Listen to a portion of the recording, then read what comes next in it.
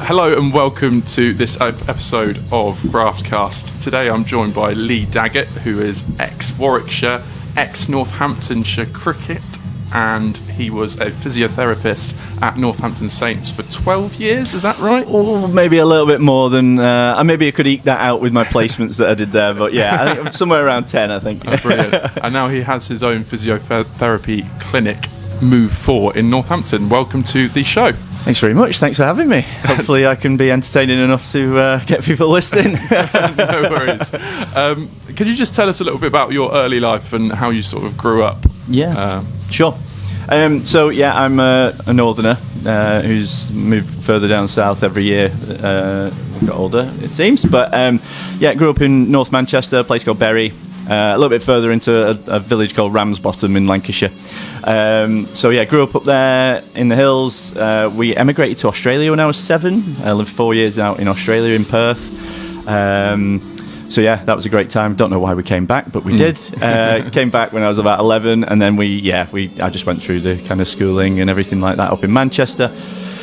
How far do you want me to go? And then, beyond that, went to college in Bury, up to Durham University for my first degree. 3 years up there.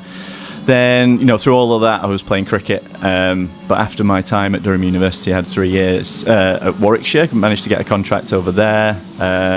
So lived in Birmingham for 3 years. Then managed to get to Northants and played 5 years at Northamptonshire.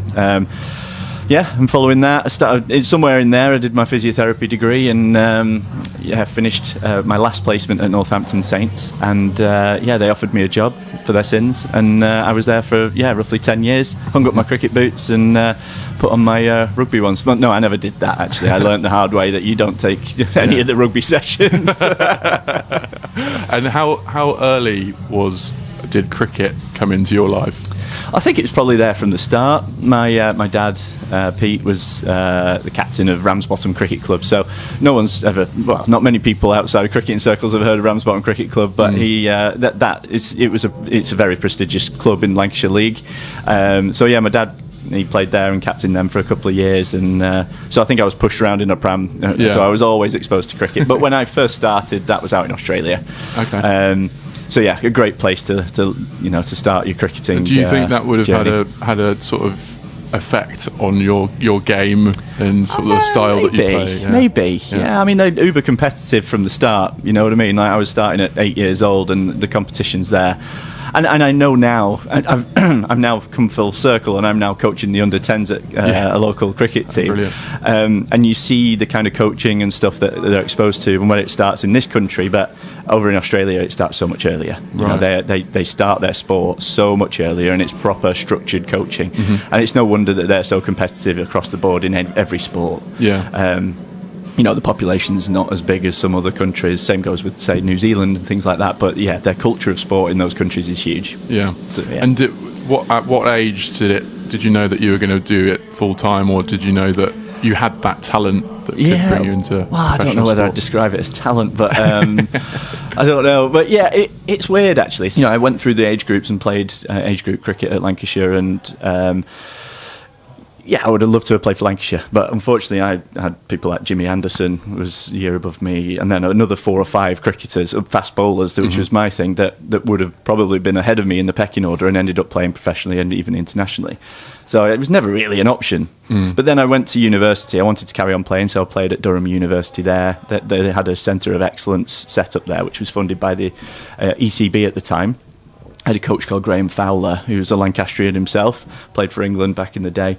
And he just gave me the confidence to think, actually, I could play professionally. But it was never really on my radar until Foxy told me, you could do this. So then I went on a couple of trials. I used to get on the train down to Kent, down to Derbyshire with my bag as a student, which was tough. But and then the one at Warwickshire stuck. In the interim there as well, I had quite a lot of back issues. I had some surgery while I was at uni, and I didn't know whether I was ever going to get back from that to be able to bowl fast enough to be competitive. But again, I had another opportunity to work with someone who was an absolute legend of the game, and someone who was always one of my people I wanted to be, a guy called Alan Donald, a South African cricketer, and he was the second team coach at Warwickshire when I joined. So I went down there from uni on trial, and they put me in a B&B, and they said someone will pick you up to take you to the game the next day. And I woke up and looked outside, and I heard a horn outside, looked outside, and it was Alan Donald. I was like, why is Alan Donald picking me up? But he used to just wander around the pitch, and I was struggling to bowl that a little bit quicker because of my back, and he just wandered around the pitch and with his golf club, and he'd just stand there at fine leg, say, right, go and hit the... I'm not going to do a South African accent. Yeah. Go and hit the guy on the head. I'll be like, really? He was like, yeah, don't worry where it goes, don't worry how many runs you go for, just bend your back and hit this guy on the head. And, I was never known for being quick, but, having that little bit of extra kind of confidence to run in and bowl a little bit quicker and ended up making something change. Yeah. And from then I was able to be competitive and managed to forge a career in the game somehow. So would you agree that your sort of professionalism or you being a professional cricketer really stem from just having a passion in it to start off with? I think I just enjoyed it. I loved playing it, and I was lucky enough to go through the ranks, and play at a gradually increasing level. I played some second team games at Lancashire. I remember sitting in a dressing room as like a young lad, and you had like Mike Atherton around there and Mike Watkinson, and obviously Jimmy Anderson was in there, but some of the senior pros, Graham Lloyd, people that I watched on telly, and I was sat there, I was thinking, why am I in a room with these people? But I think I just enjoyed it, and I think that's probably why. And then you get to a stage where it is a career, and the enjoyment doesn't go, but it changes. You enjoy what you're doing, but you've got to perform. Yeah. Pressure. Yeah, absolutely. And so, where do you think? Because by the sounds of it, it sounds like you've got quite a lot of determination and a bit of grit, and you have to be really consistent with doing that. Yeah. Where do you think that's come from?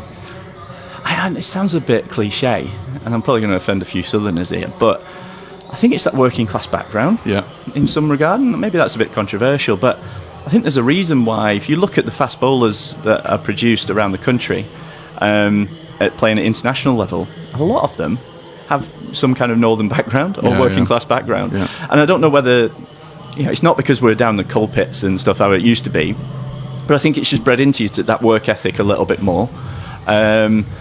And I think that probably I was never someone who had huge amounts of ability. I was never someone that was destined to play internationally or play county cricket. Some people that I grew up with were, but I just worked at it.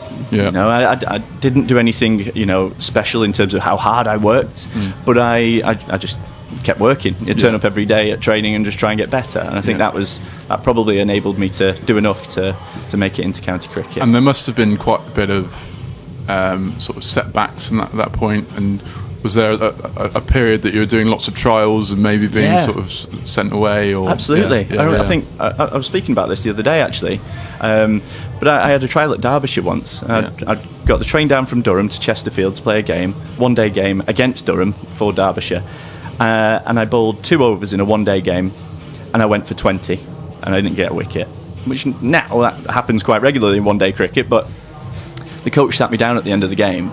He said, "You've just not got what it takes to play professionally," and that was it. And I got back on the train, went back to Durham, and I was just absolutely dejected. I was like, well, maybe I haven't, But I don't know whether that lit a bit more of a flame. Like, I'll prove you wrong, kind of thing. I'm not sure, but it's amazing the types of things, the experiences that people have on the way that can perhaps change the way you approach things. Do you think that they still have that sort of relentlessness with trials? Do you think back when you did that, was that that would have been in about 2005, maybe 2004? Do you think they still have that sort of relentlessness when it comes to picking their players and picking professional players? Do you think they'd still go up to someone and say, "You're not good enough"? I don't think they would. No, I don't think they would now. I think there was an old school kind of mentality where somebody needs to be told the truth. And maybe he was trying to do it for the right thing for me. Maybe he was under pressure for his job and actually was just really angry that I hadn't done something that he needed me to do. You know what I mean? I don't know. So I think there's a better structure in place now for cricketers to make it, people that would have normally slipped through the net. I think the net is there's a lot less holes in it. I was saying there's it's called the South Asian Cricket Association. It's like its own body or academy where there are lots of kids coming through that pathway into county cricket now, which is great. There's academy systems. We never even had academies when I was growing up at Lancashire, but that is a huge. I mean, it's an issue in itself, and we could talk for another hour on that, but. But there's much better structure in place, I'd say. So I'm not sure people have to necessarily go through the same kind of things that me and a lot of other people did go through to make it into county cricket. And when you were told that at Derbyshire, did that light a fire in you, or what? So obviously at the time you probably felt a bit rubbish. Yeah. But then straight after that, were you just thinking, when's the next one? When's the next one? Yeah, I think so. And I can't remember whether this happened before or after, to be honest. It's been a while. But I was lucky in one of the first class games. So you got to play 3 first class games a year for the uni, and that would be against one of the counties in their preparation for the county championship. And we played a game against Durham, and I managed to get 8 wickets in an innings, which essentially then meant that I leapfrogged me, and it allowed me to get more trials, and that probably was one of the reasons I ended up managing to actually get a contract at some point. So, and was there something different about the Warwickshire trial, or did you feel at home straight away? Well, I think your issue in trialling is it all comes down to finance. Sometimes people will get you to come for a trial, even though they know full well there's no contract there, because they need to put a team out. And I was lucky at Warwickshire, there was finance there. It's a big test match ground, with a bigger budget. Yeah. So, trialling for a club like Warwickshire, a lot of the time, if you did well enough, there would have been a contract there for you. Yeah. Whereas, in smaller teams like Kent and Derbyshire, not so much. So yeah, I was lucky enough, and it was just a great place to be around. Yeah. A lot of pressure though at a club like Warwickshire. If I look back and compare the likes of Warwickshire versus the Northamptonshire, it's chalk and cheese in terms of the pressure that's on you. You're expected to win county championships at Warwickshire. There is a pressure to do that in Northamptonshire, of course there is, but you're not expected to do that every year and beat the Surreys and the Nottinghamshires of this world. But if you do, amazing. But at Warwickshire, that was the pressure. And how long did it take you to get into that first team?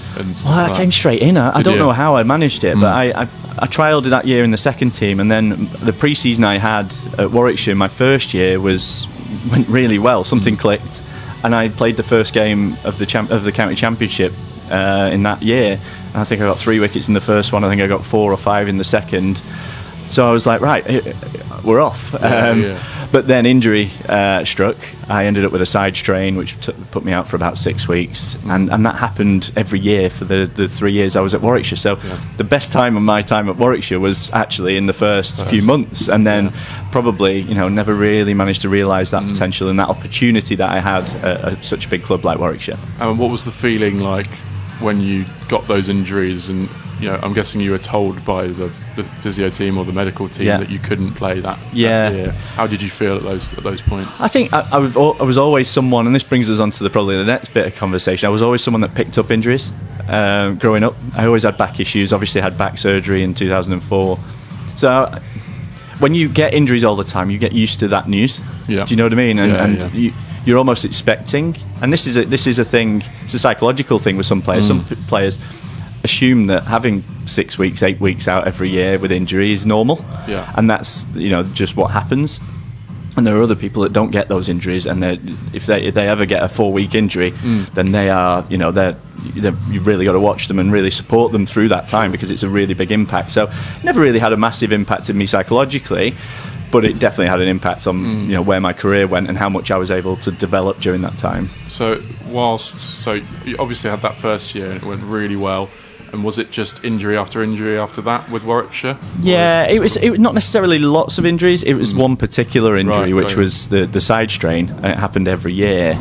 And I just wasn't able to break that cycle. Yeah. And then when you're injured, you lose the opportunity to play. Then you have to work your way back through the second team stuff, and so I never really got the opportunities in the first team that I would have probably got if I didn't get injured. Yeah. I played a few more games, but never really made much of a mark. Yeah. And at what point did the decision come about to come to Northamptonshire? Well, I mean, it wasn't a decision made by me. Yeah, there was an interesting little thing. They told me I wasn't going to play, and I was going to be released at the end of the year, so I needed to find somewhere else. Then Leicestershire came in and offered me a loan. So they said, we'll take him for a month. He can, come and play at Leicestershire. But they would have expected Warwickshire to carry on paying my wages, and Warwickshire wouldn't do that at the time. And this was out there in the press. I can't remember whether it was my mum. My mum might have gone to the people that she knew in the press and told them that this was the case, that Warwickshire weren't going to allow me, even though I was going to be released, weren't going to allow me to go on trial to another club. Because they weren't going to pay my wages. It went out in the local paper in Birmingham, and the supporters club then went round at one of the T20 games with a bucket collection to raise money to pay for my wages to go to Leicestershire, and they went and dropped it on the chief exec's desk. And then that kind of forced his hand, and I went off to Leicestershire and I played a month over there, and Warwickshire did pay for it. Yeah. And then on the back of that, I ended up at Northampton somehow, a little bit the other side of the A14. I mean, it was the best thing that happened for me. My cricket went north at that point because I was trusted just to play, and the pressure was a little bit less, much more of a family club. Not that it wasn't an enjoyable place to be at Warwickshire at all. Sure. It was just different, and I was able to flourish there. Would you say, this is a bit of a sort of off-topic question, but would you say in cricket that there's the same rivalries as there are in rugby? Absolutely not. No, they'll say there is. You know what I mean? A local derby with Leicestershire. It's hard to maintain that level of intensity for 4 days. Yeah. Knowing that it might be a draw at the end of it. There are rivalries, but generally those rivalries are, personal rivalries, or just, where you are in the league kind of thing. But knowing what I know now of rugby, those rivalries are proper. Yeah, they are. Oh, yes, they are. Yeah. Having been at the Gardens, they are. Absolutely, absolutely, yeah.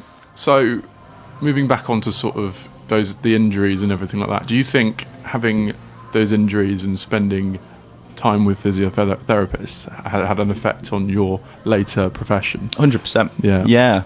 I mean, I did sports science. I didn't know what I wanted to do when I was growing up. Yeah. I enjoyed sport. I was just one of those types of people. But so I did a sports science degree at Durham, and then after that I was going to go on and do my physiotherapy at Teesside, I think it was. And then Warwickshire came in, so I had to defer that. But yeah, I think it's just my exposure with physiotherapists the whole time. I thought, actually, and it's a cliche, and it's the kind of thing that when I'm interviewing physios, people will say, a lot of physios will say that to me.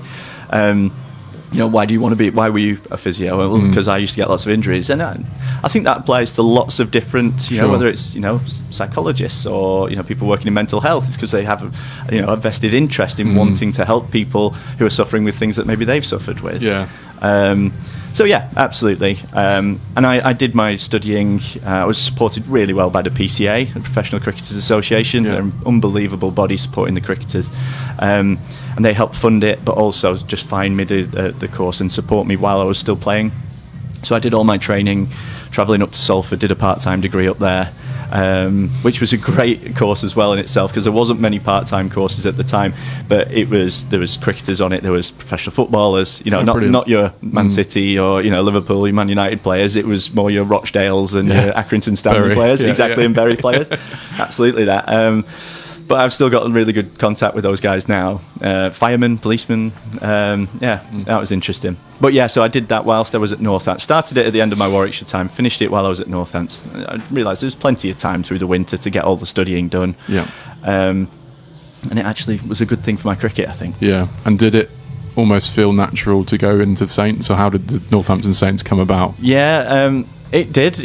I was very lucky. I do count myself very lucky, because not many people get the opportunities that I got to step straight into a job after just graduating. It's really hard to get those opportunities. So sometimes it is who you know, isn't it, in these things, and be in the right place at the right time. But I did my last elective placement at Saints. Yeah.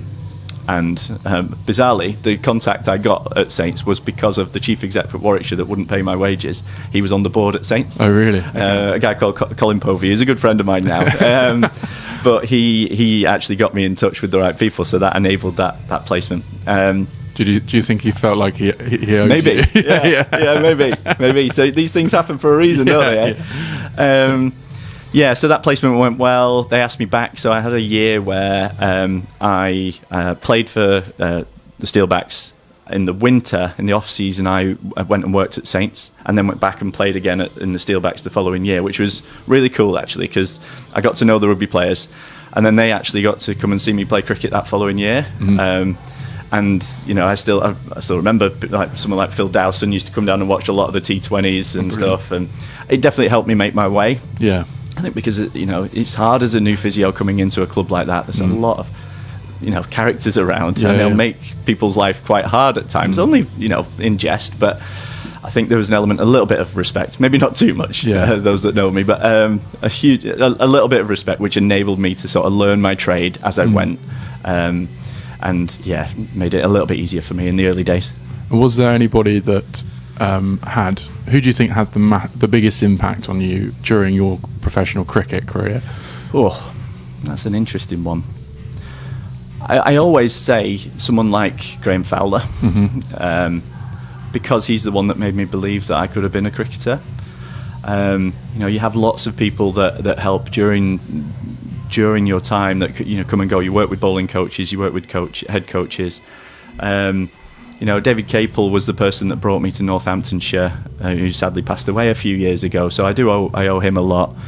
Again, I don't know whether he did it out of I don't know. He hit me with a golf ball on the 9th tee at Edgbaston Golf Club. He drove one and hit me on the bum, and then about 2 weeks later he offered me a contract. So I don't know whether it was just part of that made me there. But in terms of people that were influential, it was probably people that I played with. A good friend of mine, Stephen Peters, was the club captain for a good couple of years when we were successful. And just having good people around to talk to during that time. A lot of it was led from within, and we had a great facilitator in the last few years at Northampton when we won the T20 with someone like David Ripley and Phil Rowe. Good man managers just facilitated the players in the dressing room. So, I'd probably say people like that. Okay, so what were the noticeable differences when you're moving from a cricket club to a rugby club? I mean, that's an interesting one. I think the types of people are actually very similar. I think if you were to characterise footballers, rugby players, cricketers, I think rugby players and cricketers are probably similar in terms of the kind of sense of humour and stuff. But it's the week to week stuff. It's Saturday to Saturday in rugby that's the biggest thing. In cricket, you're playing 4 or 5 days a week, sometimes more. You're not getting opportunity to train. It's really hard to get in the gym. Whereas in rugby, it was all about Saturday. It's not so much that it's Friday, Sunday. It's whenever it is now, isn't it? But you had a structure in the week which was gauged towards a Saturday, whereas in cricket you were just sort of on the bus and you're just floating through that season, just trying to get the most out of every time you turn up to the ground. So there was preparation, there was a lot of planning, there was a lot more budget, I think, and structure behind the scenes from a performance staff point of view. Doctors, strength and conditioning, physios. If I was to have taken an opportunity perhaps to go and work straight in cricket, for instance, as a physio, I'd have been on my own. Now they have second team physios in there as well, but I would have been largely on my own. Whereas at Saints, I moved in to the club and there was another 4 or 5 physios there at the time that I was able to learn off, and then eventually go into business with. But I mean, the intensity of it and how much the players trained, the professionalism of it in rugby was very different to cricket at the time. Yeah. Brilliant. So when you arrived at Saints, was that 2013 or 14 or? It was 2013-14. So my first year was when we won the Premiership. Yeah. Sorry, when Saints won the Premiership. Yeah. Very neutrality there. You go. How was that? So I mean, it was an incredible year. So we went from 2013 winning the T20. And then I went I retired then, went straight into Saints. I obviously arrived in the November, so a little bit late to the party. But in 2014, they then won the Prem. So, I mean, it was just like, I should have just stopped there, shouldn't I, really? So I managed to do a John Terry and turn up and, be part of the winning kind of squad, but actually did nothing to actually contribute to that other than, the day-to-day stuff. Bizarrely, I then, left Saints about 18 months ago. And then they went and won the Prem. So I wasn't able to do the John Terry on that day, despite probably having a bit of impact with the players that were on the field that day. So maybe I got they got their own back there. And was there sort of all the teams at Saints, because it's a long time that you worked there? Was there a particular difference in that team that won that Premiership, working with them, as there was sort of in the 10 years afterwards, which I think in the middle of those 10 years they struggled a bit? Absolutely. There was a huge, you started at the top, we then probably dropped a fair bit and then came back up towards the end again. And I think there was a huge change in culture. Yeah. And I don't think that was just at the, within Saints. I think that's across the board in sport in general. I think when they won in 2014, the coaches and the people at the top could deal with, it was discipline, it was hard work, it was very, not strict, but it was not old school either, because they were more progressive than that, but the players did what they were told. Yeah. Do you know what I mean? And then they were told what to do and they did it. Yeah. And nowadays it's a little bit different. You look at the Jim Malander and the Chris Boyd. I'm not a rugby commentator, I'm not going to go into too much, but very different personalities. Yeah. Boydie's approach was very much to empower the players to problem solve themselves. Do you know what I mean? And drive training, drive the direction that they're going in, so that they're capable of thinking on their feet when they get onto the rugby field. And I think the two differences were huge. Yeah. And you can tell that now, I suppose, looking at the team on the field nowadays, that they seem happy, they seem like they are in control. Big differences. So let's talk about Chris Boyd a little bit. So he had a really sort of tough tenure as Saints boss, and during that time was COVID. Yeah. How was sort of wrestling with COVID, if you like, at Saints whilst having working with a professional rugby team? It was tricky. It was very tricky, and I can't claim to. I spent quite a long time on furlough, I think, around that time, because my wife works in intensive care, so she was full on, and they were really good at supporting us through that time. So it was the likes of Matt Lee, the head of medical, and the doctors and everyone else that worked there that was under the pump. But it was tricky. Yeah, it was really hard, because you just couldn't do the things that you would normally do to prepare the players. You had to think outside the box, and it was a tough time. There was different injury types that you would see because of perhaps some deconditioning in different areas. Yeah. I think, it was tricky, and I'm not sure, we still can properly analyse the impact of that time. But I think having someone like Boydie involved at that time, who was very much about the people, about the family, I think that probably helped people come to terms with what was going on. Yeah. And he's very much about building that culture at the club, and I think now you've got through that time. I think every club had a rough time during that period, and I think every club took different approaches. I think Saints were very much like, we're going to have two teams, two squads, and we'll divvy them up based on the games, because they had games on Wednesdays, didn't they, and stuff like that, whereas other clubs didn't. And, and perhaps their approach was more successful. I'm not sure, but I think now you've got, as a result of Boydie's input, you've got a very good culture at the club. Sure. And you've got some, empowered, unbelievable young coaches that are running the show now and getting success on the back of it. Brilliant. So at what point of working at Saints did you think, I'd like to have my own sort of clinic and become an entrepreneur? It's funny that your podcast's around entrepreneurship and stuff like that. I'm absolutely an accidental entrepreneur. I wouldn't ever use that word to describe my the way I've approached things. It's I suppose we at the end of a day, after all the rugby lads had gone home, we'd sit around a table and talk about the things we'd learnt from the day and stuff like that. And at one point, I think we just said that it'd be great to just have our own place that we can, because you always, as a physio, family, friends of a friend, they'll always sort of want, do you do any private work? Sure, and at that time we didn't have anywhere. So a friend of ours has an estate in that area, and I was at a wedding, and he said that he had a few little barns that they were looking to hire out. I was like, maybe we could take a physio clinic there. So mooted it with the other three guys at the time at Saints. So that's where the four comes from. And then we just started it from there. I don't think it was ever something that we really ever planned on. It was never something, we all want to have a private clinic. It was like, maybe we should. You know what I mean? Other people seem to be doing it. Maybe we should give it a go. So it started very organically, very slowly. There was no real pressure on it because we were all employed. We didn't push it purposely because we had a lot on our plates with what was going on at Saints. And it only really stepped up a little bit more. One, when COVID happened, and there was a bit more time, a bit more need for things like that. But also I stepped back a little bit from what I was doing at Saints. I stopped doing weekend games. I was only working sort of 4 days a week. So I dedicated a day a week to, driving the business forward.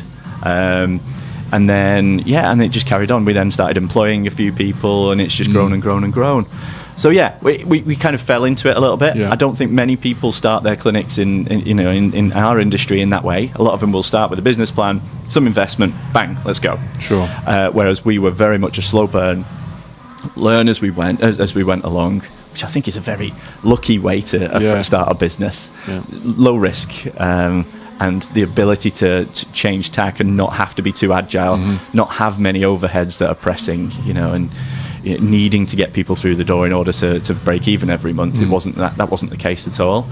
It's just been a little bit of a baby for us, but I think in the last 3 or 4 years it's become a bigger thing. And actually, maybe we've got a good idea here that people seem to resonate with, and maybe we should grow it and see where it goes. And now, I've moved out of professional sport mainly for family reasons, just to try and support, because my wife's got a silly job. Support my lads a little bit more, be around, watch his cricket, coach his cricket team, watch his football, rugby, everything else, which allows me then to focus, to do that whilst also now working in business. So and business is not something that you got taught at university, and perhaps it should be, and it's not something I had a background with, but reading and trying to just develop personally, hopefully learned a few lessons, and it's going all right at the moment. And I sort of asked this in different ways on every episode, but you said that you don't really see yourself as an entrepreneur, but what does that word mean to you? I suppose when an entrepreneur is someone, for me, that I think has ideas, and is prepared to think outside the box to try and put them into reality, or bring them into reality. And I suppose I have got that. I think the other three would definitely attest to the fact that I've got ideas. A lot of the time they need to rein me in and say, no, that's a stupid idea, Lee. But I suppose having the ideas and the capacity or the willingness to try and work on them to make them into something that actually can happen, I think is probably what an entrepreneur is. The skill and everything like that is something that I still lack. But And so, what were some of the biggest challenges starting out when you're starting out your business? Everything. I have no idea where to start. Do you know what I mean? Like, not wanting to tell all our competitors in town that we don't have a clue what we're doing. We still don't really, but it's. I had no idea what a business plan was. I had no idea how to attract, leads. I still don't, Jack. He'll attest to that. I'm trying to use him to help me with that. I have no idea about HR and how to recruit people. No idea how much to work with people to try and take them forward with your idea. But as long as you have a core kind of purpose, which I've always tried to stay close to, which is, the physio industry has been dragged through the mud, I think, really. If you speak to most people, they will say they've had a bad experience with physiotherapy, mainly through an NHS kind of pathway. And that is absolutely not because the NHS physios aren't very good. They're brilliant. It's the context that they're in at the moment that's hard. People have a bad experience with physio, and they're moving towards other professions because of that. So I think it's our job to raise the standard and provide a quality product that gets people solutions that perhaps they're not getting in other areas. So as long as I keep that at the heart of everything, I can learn the other bits, and they all feed into that one singular purpose, I think. Would you give any advice to someone that was in a similar situation? Maybe they're working in professional sport or just in sport in general, who want to make or create their own business and start doing it full time? I think there's two things. I think try things. A lot of people are scared to invest 100 quid in a marketing campaign or an advert or a new bit of kit or something. If you think that if you can justify a reason for it, give it a go. You'll only learn by doing it. Yeah. We can sit there and debate around the different things that you can invest money in until the cows come home, but you'll never know unless you actually do it. So I'd say actually do something about it. And two, I think if you're looking to develop a business, make sure you think about how that business runs without you. Mm-hmm. I think if you get trapped, and I think in our industry in particular, you can very easily get trapped that the business is you. And we are very much people. Like if you see a physio, you want to see that physio again. Yep. And it doesn't matter what business that physio works at, you want to go and see that person again somewhere else. So I suppose you have to think of a business what is your business? So people are coming to move for, not necessarily coming to see X person. So remove yourself from that as much as you can. Otherwise, you end up trapped and end up in that kind of classic kind of no time, overworked, hamster wheel that nobody wants to be on. Yeah. What's the best bit of advice that you've been given, whether that it being in professional sport, in physiotherapy, or in entrepreneurship? Oh, I don't know. I think, and maybe not advice, but I think the one thing that I always go back to is the old black box thinking kind of book. Do you remember the Matthew Syed kind of thinking about aviation and how it drives standards and things, and about do something, learn quickly, move on. And I think that is hopefully something that I try to do, because if you just continually do that day after day after day, you know where you're trying to head, you're only going to get better. That's personally or as a business. So if you can continue to think around that kind of growth mindset, I always try to tell my 9-year-old about this, but he doesn't take it on board. They don't listen, do they? But I know it's a bit of a cliche now, isn't it? Everyone kind of talks about it. But if you're okay with failing, then you'll be fine. Brilliant. So, what sort of habits have helped you to sort of be a professional, if you like? Is there anything that has sort of followed you throughout your professional career? It's really interesting. I've been looking at this a lot recently, mainly because my wife is now doing the 5 a.m. Club book. I don't know if you've ever read that, but she's getting up at 4:30 every morning. She's separating boxes into like 20 minutes at a time and stuff like that, and it's really intense. But she's benefiting a lot from it, and it's made me look at myself. I am not very good at discipline with my time, but I think you have to protect your time. Especially when you own a business, there's lots of things that might just attract your attention, those shiny objects or people that want to talk to you about something. You've got to protect certain amounts of time and be really habitual with that. Whether it's first thing in the morning, whether it's last thing at night, set some time for yourself just to think and have a consistency about that type of thinking. Do you know what I mean? So set yourself up for the day. What are the key questions I need to ask myself about what I'm doing today? How do I reflect on what happened today at the end of the day? And I think habits around that are probably the most important, and something that I'm only just sort of starting to get into. Other habits, I've always been a bit all over the place when it comes to habits, so I'm not sure I could claim to have the answer in that area. Well, Lee, it's been an absolute pleasure having you on the show, and thank you for today. No worries, thanks for having me. Cheers.